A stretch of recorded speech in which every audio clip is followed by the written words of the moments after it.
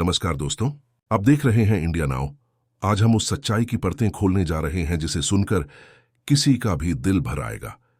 यह कहानी है संघर्ष की, यह कहानी है उम्मीद की, और यह कहानी है उस जंग की जो लाखों बुजुर्ग अपने हक के लिए लड़ रहे हैं। देश के कोने कोने में वो लोग जिन्होंने अपनी पूरी जवानी इस मुल्क के लिए कुर्बान की, आज अपनी ही मेहनत की पेंशन के लिए सरकारी गलियारों में भटक रहे हैं। कभी दिल्ली के जंतर मंतर पर, कभी किसी दफ्तर के बाहर, कभी सोशल मीडिया पर, हर जगह उनकी आवाज गूंज रही है। कहानी की शुरुआत वहीं से होती है जहां उम्मीद की एक किरण जगी थी। सालों से चली आ रही मांग थी कि EPS 95 के पेंशनर्स की न्यूनतम पेंशन बढ़ाई जाए। वार 1000 जो कभी एक राहत माना गया था, आज महंगाई के दौर में मजाक बन चुका है। ES 1000 में आज कुछ दिन का राशन भी मुश्किल से आता है, और यह लोग उसी में महीने काट रहे हैं। इन बुजुर्गों में से कई ने अपनी जवानी में देश के कारखानों को चलाया, रेल की पटरियों पर काम किया, किसी ने बिजली विभाग में दिन रात मेहनत की, तो किसी ने स्टील प्लांट में पसीना बहाया। उनका योगदान किसी किताब में दर्ज नहीं, लेकिन ये वही लोग हैं जिनकी मेहनत से यह देश खड़ा है। और अब जब उनकी बारी आई तो सिस्टम ने उन्हें भुला दिया। कई बार वादे हुए, कई बार कमेटियां बनी, कई बार रिपोर्टें तैयार हुईं, लेकिन नतीजा वही, फाइल विचाराधीन है। हाल ही में जो बैठक हुई CBT यानी सेंट्रल बोर्ड ऑफ ट्रस्टीज की, उससे एक उम्मीद जगी थी। खबर आई कि न्यूनतम पेंशन बढ़ाने का प्रस्ताव पारित हो गया है। देश भर में बुजुर्गों के चेहरे खिल उठे, सोशल मीडिया पर खुशी की लहर दौड़ गई। हर कोई कह रहा था आखिरकार न्याय मिला। लेकिन कुछ ही घंटों में वह खुशी फिर से चिंता में बदल गई, क्योंकि एक वाक्य ने सब कुछ बदल दिया। यह प्रस्ताव अब वित्त मंत्रालय की मंजूरी के बाद लागू होगा, और वहीं से फिर वही पुरानी कहानी शुरू हो गई। वो कहानी जो इस देश की नौकरशाही की पहचान बन चुकी है। फाइलें एक मेज से दूसरी मेज पर घूमती हैं, और जिंदगी वहीं की वहीं अटकी रहती है। हर बार वही जवाब, मामला विचाराधीन है। 3 शब्द जो अब किसी सरकारी मुहर की तरह लगते हैं, जिनके पीछे नीयत छुप जाती है, संवेदना मर जाती है, और उम्मीद दम तोड़ देती है। सोचिए, जब EPFO खुद ये मान चुका है कि RS 1000 में किसी का गुजारा संभव नहीं, जब लेबर मिनिस्ट्री भी इस बात से सहमत है, तो फिर यह फाइल वित्त मंत्रालय में क्यों अटकी है? क्यों हर बार वही बहाने, वही तर्क? बजट पर बोझ, राजकोषीय घाटा, भविष्य की स्थिरता। क्या कभी किसी ने सोचा कि उन बुजुर्गों की स्थिरता का क्या होगा जो आज अपने हक के लिए दर दर भटक रहे हैं? वित्त मंत्रालय के गलियारों में कहा जा रहा है कि अगर पेंशन बढ़ाई गई तो सरकार पर भारी आर्थिक बोझ पड़ेगा। लेकिन सवाल यह है, क्या इंसान की जिंदगी का मूल्य भी अब सिर्फ कैलकुलेटर के अंकों से तय होगा? यह वही बुजुर्ग हैं जो अपने समय में करदाता थे, जिन्होंने इस देश की अर्थव्यवस्था में योगदान दिया, और अब वही लोग अपनी मेहनत की कमाई की आखिरी किस्त के लिए तरस रहे हैं। RTI के जवाबों में साफ लिखा है, फाइल महीनों से वित्त मंत्रालय में पड़ी है। EPFO बार बार रिमाइंडर भेज रहा है, लेकिन जवाब वही रटा रटाया, financial implications are being studied. सोचिए, यह स्टडीड शब्द किसी अफसर के लिए तो बस एक प्रक्रिया है, लेकिन उस बुजुर्ग के लिए हर महीने की जंग है। कभी बिजली का बिल चुकाने की, कभी दवाई लेने की, कभी पोते की फीस भरने की। उनके लिए हर दिन एक संघर्ष है, हर हफ्ता एक उम्मीद, और हर महीना एक लंबा इंतजार। कई पेंशनर्स कहते हैं, हमारी उम्र में हर एक महीना 1 साल के बराबर होता है। ना जाने अगला फैसला देखने तक जिंदा रह पाएंगे या नहीं। यह शब्द जब कोई कहता है तो दिल कांप उठता है, क्योंकि यह सिर्फ शब्द नहीं, यह उस सिस्टम का आईना है जो संवेदना खो चुका है। लेकिन कहानी यहीं खत्म नहीं होती, क्योंकि इस बार पेंशनर्स ने हार मानने से इनकार कर दिया है। अब यह जंग सिर्फ सड़कों पर नहीं, बल्कि डिजिटल प्लेटफॉर्म्स पर भी लड़ी जा रही है। ट्विटर, फेसबुक, यूट्यूब, हर जगह आवाज उठ रही है। हर पोस्ट पर एक ही संदेश, फाइनेंस मिनिस्ट्री अब फैसला करो। लोग अपनी पेंशन स्लिप्स शेयर कर रहे हैं। किसी के पास RS 800 की पेंशन है, किसी के पास RS 900, तो किसी के पास सिर्फ RS 500, और हर तस्वीर के नीचे लिखा होता है, मैंने अपनी जवानी भारत को दी, अब भारत मेरे बुढ़ापे में मेरा साथ दे। क्या यह मांग गलत है? क्या यह किसी दया की याचना है? नहीं, यह तो उनका अधिकार है, वो अधिकार जो उन्होंने अपने पसीने से कमाया। EPFO ने भी वित्त मंत्रालय को समझाने की कोशिश की है। उन्होंने कहा है कि अगर एक साथ पेंशन बढ़ाना मुश्किल है, तो इसे चरणबद्ध तरीके से किया जाए। पहले RS 1000 से RS 2000 किया जाए, फिर हालात देखकर आर्स 3000 तक बढ़ाया जाए।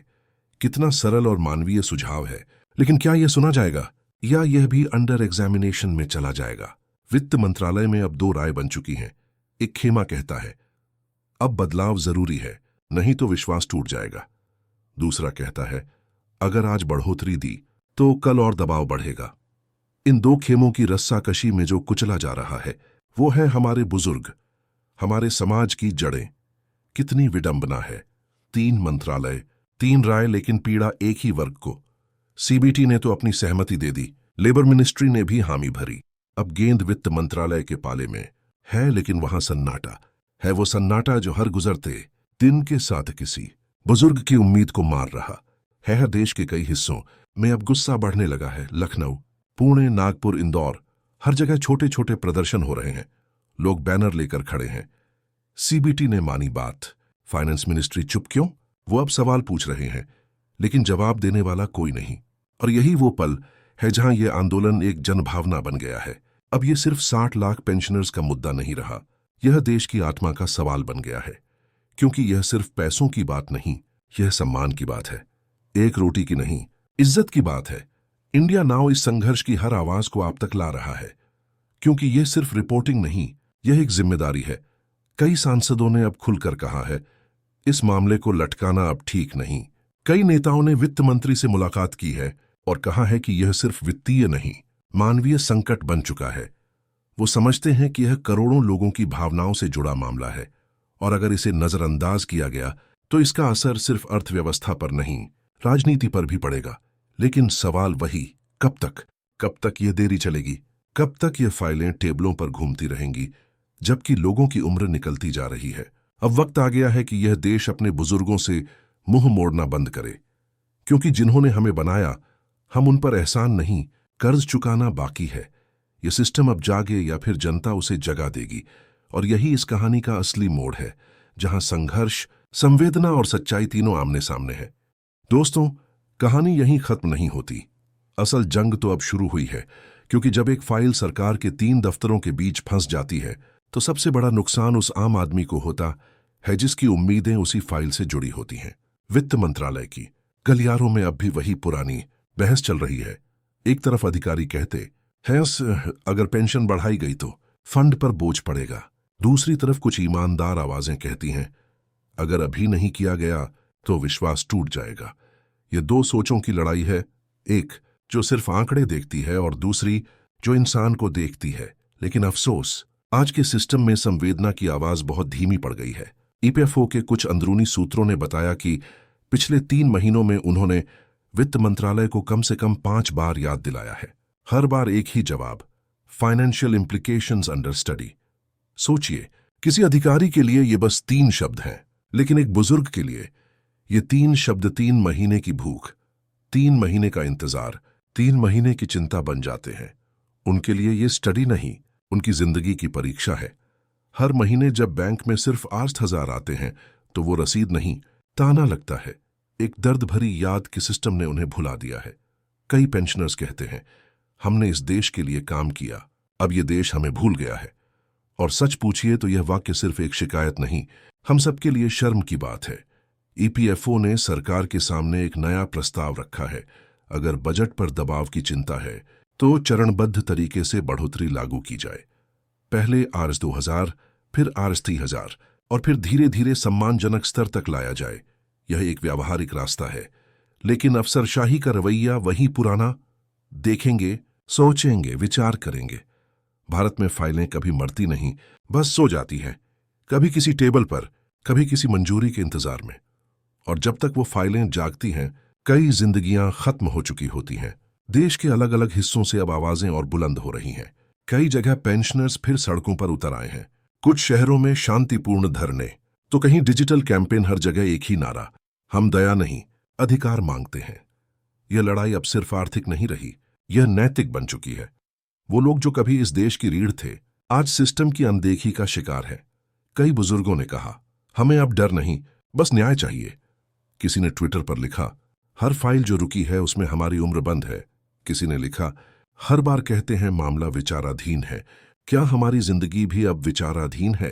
ये शब्द किसी भी इंसान को हिला देने के लिए काफी है।